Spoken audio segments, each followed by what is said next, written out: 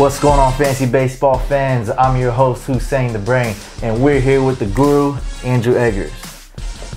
We got a quick video for you guys. Get ready for the 2015 draft. We're going to start off talking about the top 3 players. We're going to talk about some players that Drew ranked higher and a lot lower than some of the expert rankings.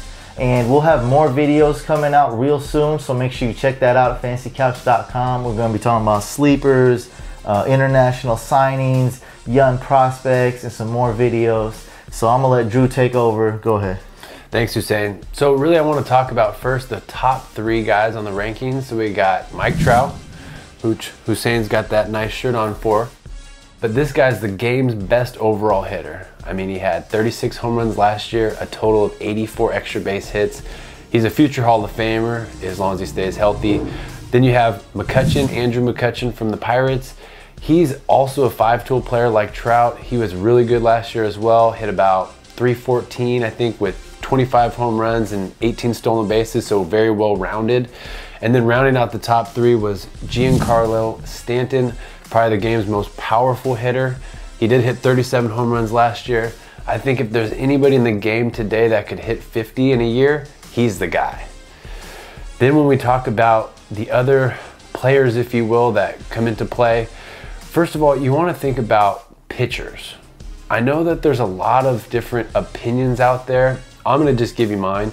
I say it's okay to take a pitcher in the 1st, 2nd, 3rd round even. If I get Kershaw with the 4th overall pick, I'm happy as a clam. I'd also go with other guys like Max Scherzer, King Felix, Madison Bumgarner. I have no problem taking those guys in the first 2 rounds. Although some people say it's not smart, I'm okay with having a top ace, and I've won leagues in the past with a couple aces on my staff. So I want to talk about that as well. Really, if you think about it too, there's also a couple different caveats. There's players out there that have multi-position eligibility. A couple guys off the top of my head are Ben Zobrist and Josh Harrison. Those guys tend to get picked a little bit higher than normal if, say, they just played in one particular position. I like having guys that have different position eligibility, because over the course of the season when you have injuries, it's really nice to plug in different guys at different positions. Also too, you know, when we look at the guys that Hussein had mentioned as far as, you know, ranking higher, ranking lower, this is also based on how long or how well they're going to do long term over the course of the season, when you're including also injuries and other different variables. So let's get to that next. Well, just real quick, I wanted to go over what you said. The top 3 guys, I mean, that's pretty much consensus. Almost every ranking you have has those guys 1, 2, and 3, right? Now, number 4, who's number 4 on it? It starts to change a little bit. It does. You know, you either get Goldschmidt, Paul Goldschmidt from the Diamondbacks, or you usually get Clayton Kershaw in the mix there. I personally think Clayton Kershaw is the number 4 overall player in the draft. So you're in 10 leagues, let's say. You have the 4th pick. You're taking, I mean, those 3 guys are gone, the top 3. You're taking Kershaw in all 10 of those leagues? I personally would, because he's that dominant. He pitches lights out in most of his appearances. We're talking 1, 2 earned runs max. Now there is, of course, some games he gives up more, but he also rallies a lot of strikeouts, and his ERA is low. Okay, we get it. He's good. He's ridiculous. Like none other. Okay, during the season, I mean, it's lights out. He shouldn't be still on the board at 5, 6. Okay, so at 6, you know, it's probably not likely he'll even be there, and at 7, he's not going to be there. Yeah, you're getting a guy like maybe Miguel Cabrera or Carlos Gomez at that point, but Kershaw should be off the board within the top 5. Yeah, well, that's enough of the Kershaw segment, but we do get a lot of questions on pitchers, and it's the number 1 strategy question I see on our Twitter is, do I draft a pitcher early? Do I wait? You know, what do you think? And you can argue both ways, but there's just not a ton of talent out there in terms of top tier pitching. And I feel like if my team can have at least 1 ace, if not 2, I'm going to be set up over the long term, because hitters, for the most part, can stay relatively consistent, but lower level pitchers like 2nd, 3rd, 4th tier pitchers don't usually have the same consistency that, say, those top tier upper echelon pitchers have. The deepest positions, and this is traditional from year to year, are first base. Actually, second base is pretty deep this year. Third base is traditionally a deep position as far as talent, and outfield is traditionally a deep talent pool as well as this season.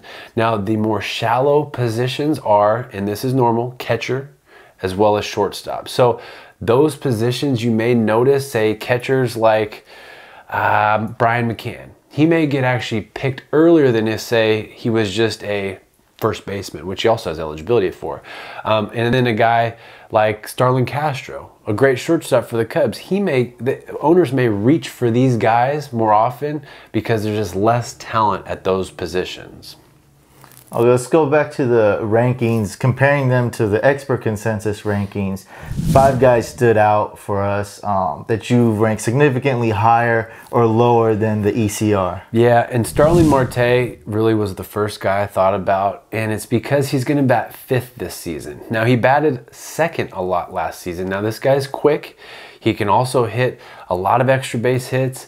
But he's going to be batting 5th, so he's going to have a lot more RBI opportunities, but he's going to score a lot less runs, as well as I don't know how well he's going to steal bases in that number 5th spot.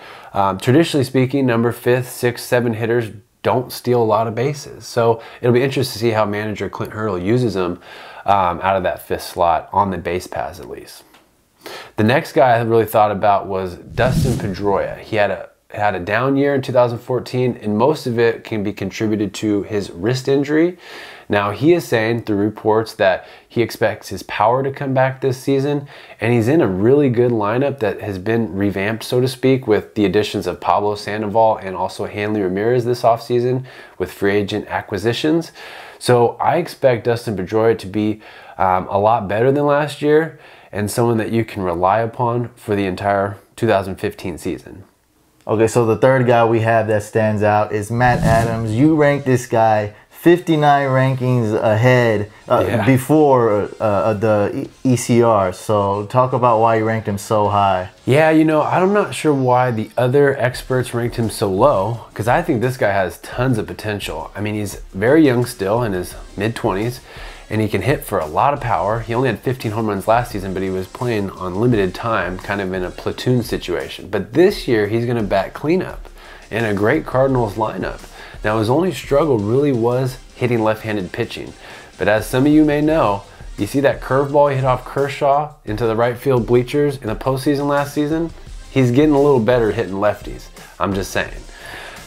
And the next guy, number 4 guy, we have Matt Harvey. You ranked this guy a little bit below the rankings, so you're a little bit down on this guy compared to the other experts. Yeah, about 25 slots below. And the reason being, now Matt Harvey is an amazing talent. Phenomenal pitcher. I mean, he's touching like 99 miles per hour in spring training starts right now. But my opinion is, and this is one that I was just watching the news and it confirmed, they're not going to let him pitch over 200 innings this year. He may not even get close to 160, 170 innings pitched. So really, when you look at that, are you going to want this guy on your team when you're making a run for the playoffs, when they're limiting his pitches or his innings pitched towards the end of the season? I sure don't want that on my team. Well, I don't know baseball, but I trust you. So yeah, I listened to what you said. And the last guy you got, this one's like a whoa. You got Matt Cain ranked 112 spots ahead of the expert consensus. Now you're gonna have to explain in detail why you ranked him so much higher. Yeah, you know, he had bone spurs removed from his elbow over the offseason, I believe. He had a terrible record last year. I want to say it was like 2-7 with like a 4.5 ERA, which is horrible for his standards. This guy is a really good pitcher and has been for a really long time. He wasn't good the year before that either, right? He was all right. And the reason why he was all right is because, well, his win-loss record was all right because the Giants didn't put up a lot of runs when he started. So he didn't have a lot of protection out there.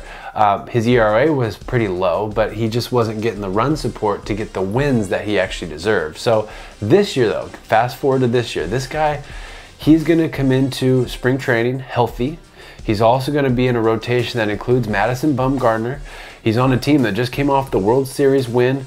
and they're not bad at all still. I mean, these guys can win games for this guy. He can pitch in the low 3 ERA, even maybe high 2s, depending on how well he gets acclimated to the season again. But he's just got a lot of talent. He's probably going to sit low 90s. He's got great breaking stuff, and he's just got really good command. So I think over the course of this season, you're going to see that he has come back from injury strong and that he's a great fantasy asset. So I would pick him right around, say, the 7 to 10 round mark, just depending on what your league's set up for. In a 10-man? Depending, and that's why I said 7 to 10. Okay. So it could vary, but you don't want to wait too long to get them, is what I'm trying to tell you. Okay, for sure. That about wraps up this video. Make sure you guys check out our rankings, the complete rankings at fantasycouch.com. They have been updated. Oh, updated rankings. Yeah, you'll keep updating them until I try. day. Every other day, every third or fourth day. At least once a week, at least minimum, we update them. So make sure you guys check that out at fantasycouch.com. Subscribe to our YouTube channel. We'll be coming out with several more fantasy baseball videos to get you ready for the 2K15 draft. And I'm signing off. We'll see you on the next video.